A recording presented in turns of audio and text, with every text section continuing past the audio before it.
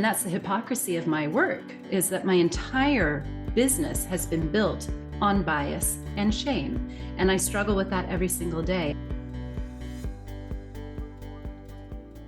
So just the fact that people are sent to me to be fixed is already showing the triggers and the fears of the organization of we can't have someone like this or someone who speaks like this representing our company, and they will not be accepted in the world. So their fear is being projected onto the individual.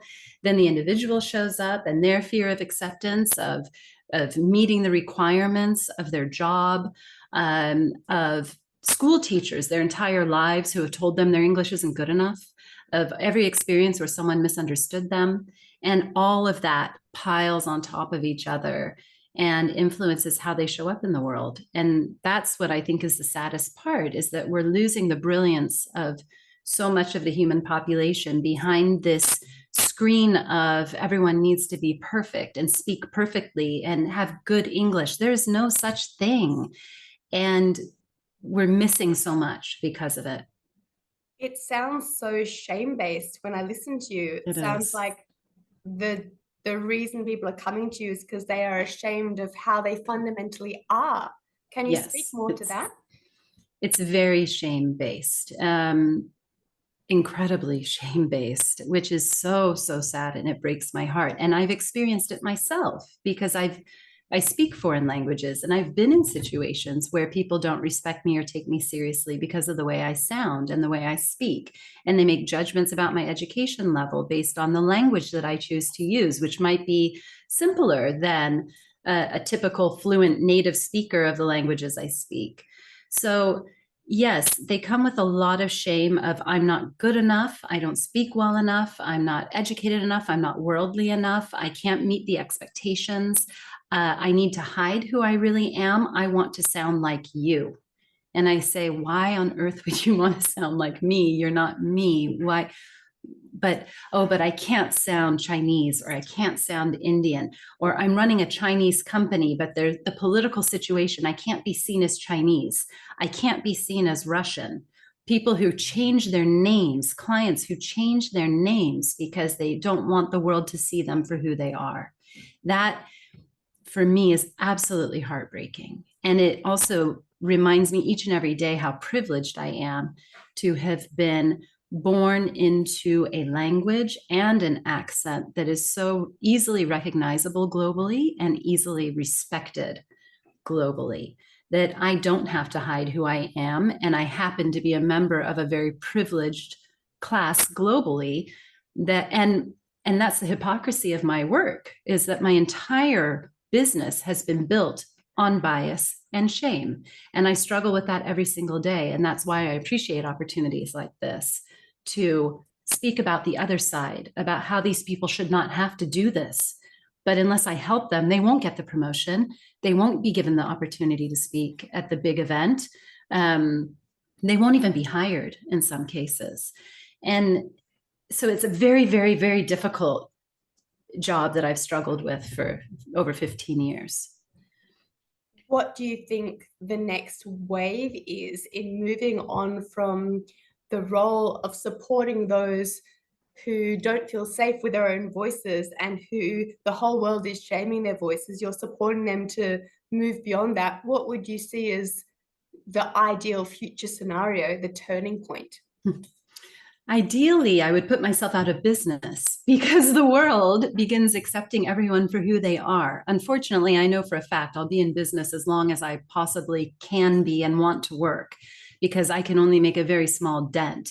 The other areas of bias and discrimination that we've been dealing with for hundreds of years, it's like, when will we ever get over it?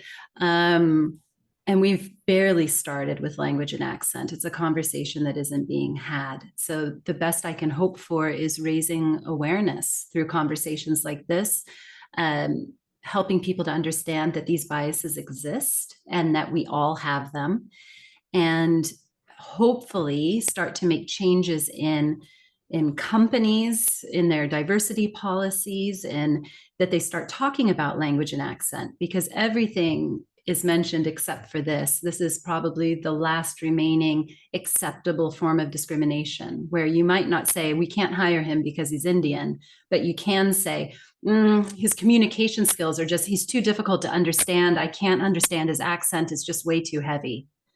And that's why I'm not hiring him. You can't get away with not hiring someone because he's Indian, but you can easily blame it on accent. And that's not protected. In pretty much all countries of the world, it's not protected. So there's a really, really long way to go. I don't fear for my job at all. I think I'll be in business until my dying days. But I wish it weren't that way. And that's why I do appreciate the opportunity to talk as much as possible about these subjects. I think something that you're touching here is the fundamental need for all of us to grieve how inequitable our world is and how much change and healing is required. And when I speak about this with other therapists or coaches or facilitators, I think there's this constant need for us to come back to own there is so much work to do, that we're only going to be able to make this small dent. So we can't heal the world or change the paradigm. And every time we honor our own boundary around that, we have to come back and grieve how much inequity there is in the world. And so for me, that's a constant process. And it's that grieving that allows me to renew and continue, because otherwise it just feels like too much to deal with. The weight or the burden of it is kind of insurmountable. Yeah, that completely resonates. And there are those days where it's like, why do I bother? Why am I doing this? You hear the awful stories. I get the calls from managers and HR and the words they use, the terminology they use, that these people need to be fixed when they're truly not broken. It's very hard. And it's a daily struggle, I think, in running my business, as well as all the guilt from, is it right that I earn money off of shame and guilt and bias and all of these horrible things that I want to rectify in the world, right? Like how do you come to terms with that? So there's a lot of inner struggle in this larger, game of business. But I have to hope and keep doing my small parts and those small steps to help those who come to me looking for help, and also try to change the world in the small way that I can, and know that that's enough, that I'm doing my part and I'm making that little dent, and that will be the dent someone else stands on to make the next one. That's the only way I can look at it to make myself sane around all of this.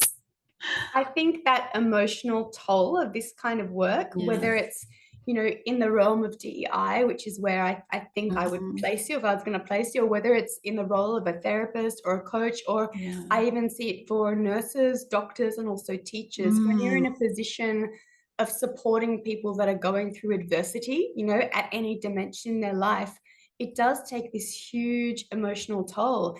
And I think particularly after the last couple of years, through and beyond COVID, that toll seems to be far heavier for all of us in these space holding, facilitating, caregiving, life-giving roles. And so it's such a common thing for me to hear when I'm speaking to people in this field, or exactly what you said, like, why am I even doing this? This is too much. This is taking from me. And then to me, that continues to point back to focusing on our own healing and our own boundaries, to make sure we're not giving more than we have. Right.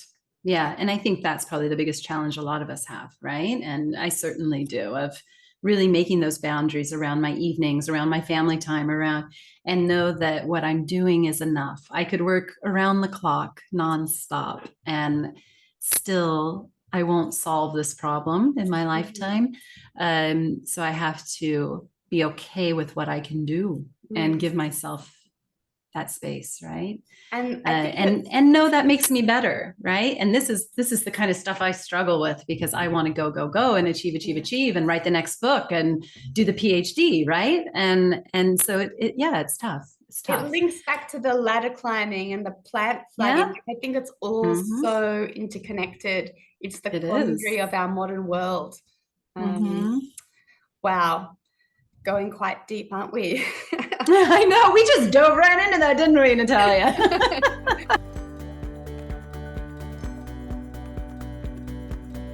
Thank you for your time, your presence, and your receptivity. The better we understand how we have decontextualized, the more we can begin to co-create a kinder and more intelligent world. If this episode stirred you, please like it, leave a comment, or share it. To learn more about my work, visit nataliarachel.com or connect with me via LinkedIn, Instagram, or YouTube. For now, leaving you with intentions for healing and collaborative, innovative regeneration.